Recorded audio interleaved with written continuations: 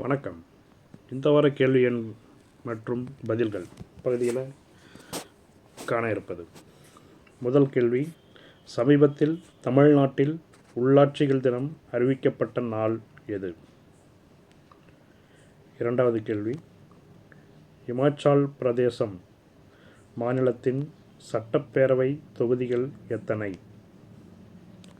மூன்றாவது கேள்வி, T20 உலகக்கோப்பை இறுதிப் போட்டியில் கலந்து கொண்ட நாடுகள் எவை? 4. இந்தியாவில் டிஜிட்டல் கரன்சி அறிமுகப்படுத்தப்பட்ட நாள் எது? 5. ஆகாய கங்கை அருவி உள்ள மாவட்டம் எது? 6. சமீப செய்தியில் இடம்பெற்றுள்ள அருணா மில்லர் என்பவர் யார்? 7. பாரத் யூரியா என்பது என்ன? 8. FTX என்பது என்ன? 9. இனி வரும் காலங்களில் தமிழ்நாட்டில் கிராம சபை கூட்டங்கள் எத்தனை நாட்கள் நடைபெறும்? 10. இந்தியாவில் டிஜிட்டல் கரன்சி வர்த்தகத்தினை செயல்படுத்தும் இந்திய வங்கிகள் எத்தனை? இதற்கான பதில்களை நாம் வரிசைப்படி பார்ப்போம். சமீபத்தில் தமிழ்நாட்டில் உள்ளாட்சிகள் தினம் அறிவிக்கப்பட்ட நாள் எது? நவம்பர் 1, 2022. அன்று முதல் இனி வரும் வருடங்களில் நவம்பர் 1, 2022 முதல் இனி வரும் காலங்களில் நவம்பர் 1 தமிழ்நாட்டில் மாநில உள்ளாட்சிகள் தினமாக கொண்டாடப்படும். இரண்டாவது கேள்விக்கான பதில், இமாச்சல பிரதேசத்தில் உள்ள மொத்த சட்டப்பேரவை தொகுதிகள் 68. சமீபத்தில் இங்கு சட்டப்பேரவைக்கான தேர்தல் நடைபெற்றது என்பது குறிப்பிடத்தக்கது. மூன்றாவது கேள்வி, T20 வேர்ல்டு கப் ஃபைனல்ஸில் கலந்துக்கிட்ட டீம் இங்கிலாந்து வெர்சஸ் பாகிஸ்தான். இதில் இங்கிலாந்து வின்னர். நான்காவது கேள்வி, டிஜிட்டல் கரன்சி இந்தியாவில் அறிமுகப்படுத்தப்பட்ட நாள் நவம்பர் 1, 2022 முதல் சோதனை அடிப்படையில் RBI மூலம் அறிமுகப்படுத்தப்பட்டுள்ளது.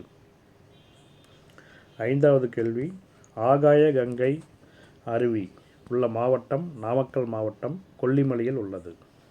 ஐந்தாவது, அருணா மில்லர் என்பவர் யார்? சமீபத்தில் அமெரிக்காவில் உள்ள மேரிலாண்டு மாகாணத்தின் துணைநிலை ஆளுநராக முதன்முறையாக தேர்வு செய்யப்பட்டு உள்ளார். இவர் இந்திய வம்சாவளியை சார்ந்தவர், அதாவது ஆந்திர பிரதேசத்தை சார்ந்தவர். அருணா மில்லர்.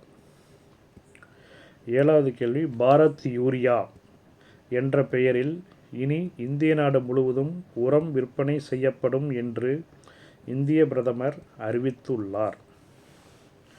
8. FTX என்பது என்ன?